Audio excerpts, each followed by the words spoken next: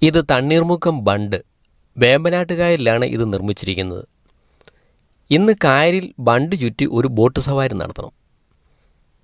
കടലിൽ നിന്നും കായലിലേക്ക് ഉപ്പുവെള്ളം കയറാതിരിക്കാനാണ് ഇതുണ്ടാക്കിയത്. വേലിയേറ്റ സമയത്ത് കായലിലേക്ക് ഉപ്പുവെള്ളം കയറിയ നെൽകൃഷി നശിക്കും. 1974 വേമ്പനാട്ട് കായലിന് കുറുകെ ഈ ബണ്ട് നിർമ്മിച്ചത്. ഇത് കായലിനെ 2 ഭാഗങ്ങളായി തിരിക്കുന്നു. ഒരു ഭാഗം കടലും മറുഭാഗം കായലും. ബണ്ടിൻ്റെ അപ്പുറമാണ് കടൽ. കായലരികത്തൊരു ബോട്ട് കിടപ്പുണ്ട്, ബോട്ട് ഹോട്ടൽ. ആയ കാലത്ത് കുറേ ഓടിയതാണ്, വയ്യാതായപ്പോൾ ഹോട്ടലാക്കി മാറ്റി. പരമാവധി ഉപയോഗം എന്നത് ഇവിടെ പ്രയോഗത്തിൽ വരുത്തിയിരിക്കുന്നു. ഇതിനു വേണ്ടി വന്ന ചിലവാകട്ടെ ഒരു ബോർഡ്, ഹോട്ടൽ എന്നെഴുതിയ ഒരു ചെറിയ ബോർഡ് മുകളിൽ വച്ചിരിക്കുന്നു. ബോട്ടിലെ ഹോട്ടലിൽ പെറോട്ടയാണ് സ്പെഷ്യൽ. ഓടില്ലെന്ന് ഉറപ്പുണ്ടെങ്കിലും ഒരു കയറ് കെട്ടിയിട്ടുണ്ട്. ഏതെങ്കിലും കാരണവശാൽ കെട്ടുപൊട്ടിയെന്നിരിക്കട്ടെ, അതോടെ ഇത് ഒഴുകുന്ന ഹോട്ടലായി മാറും. അകലെ ഒരു ബോട്ട് പോകുന്നത് കാണാം. ആ ഭാഗത്തേക്കാണ് പോകാൻ ഉദ്ദേശിക്കുന്നത്. സവാരിക്കുള്ള ബോട്ട് കായലരികത്ത് കിടപ്പുണ്ട്. ഇതാണ് ആ സ്പീഡ് ബോട്ട്. ബോട്ടിലേക്ക് കയറി. ബോട്ടിൽ സീറ്റ് ബെൽറ്റ് ഇല്ല, പകരം ലൈഫ് ജാക്കറ്റാണ്. എല്ലാവരും ലൈഫ് ജാക്കറ്റ് ധരിച്ചു. ബോട്ട് യാത്രയിൽ ഇത് അത്യാവശ്യമാണ്. ബോട്ട് നീങ്ങി. കുറച്ചുകൂടി സ്പീഡ് കൂട്ടി. ബോട്ട് മുന്നോട്ട് കുതിച്ചു. ബണ്ടിന് സമീപത്തേക്കാണ് പോകുന്നത്. കോട്ടയം ജില്ലയിലെ വെച്ചൂരിനെയും ആലപ്പുഴ ജില്ലയിലെ ചേർത്തലയെയും ഇത് പരസ്പരം ബന്ധിപ്പിച്ചിരിക്കുന്നു.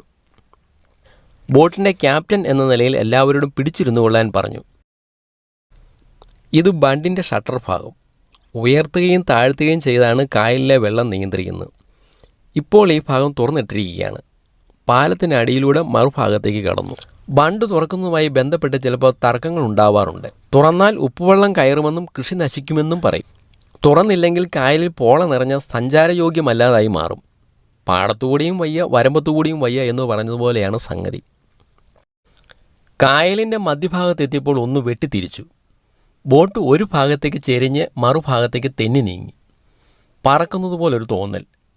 കൈ വിട്ടാൽ കായലിൽ വീഴും. വീണാലും കുഴപ്പമില്ല, പൊങ്ങിക്കിടന്നോളൂ. അല്പം കൂടി സ്പീഡ് കൂട്ടി. ഒന്ന് വട്ടം കറങ്ങി മുൻഭാഗം പൊങ്ങി വെള്ളത്തിൽ നിന്നും അല്പം ഉയർന്നാണ് പായുന്നത്.